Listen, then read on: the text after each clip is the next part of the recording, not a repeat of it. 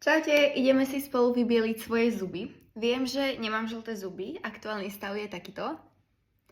Ale mám rada, keď sú fakt, že biele, takže ukážem vám ako na to. Ako prvé použijem tieto pásiky od Hello Coco.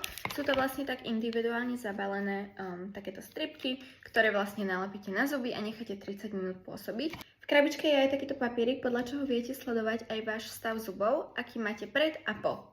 Aplikácia je veľmi jednoduchá, len to proste zlupnete, usmejete sa a nalepíte. Prešlo 30 minút a teraz si pôjdem umyť zuby. Mám na výber túto Color Correcting pastu alebo taký čierny púder, ktorý znižuje riziko a ochorenia ďasien a zubov.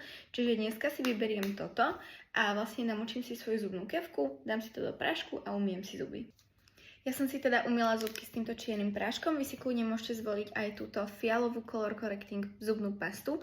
A pozrite na môj finálny výsledok, je to fakt, že super. Takže ak chcete mať bezbolestné vybielenie zubov doma, tak bežte na Hello Coco stránku a nakupujte.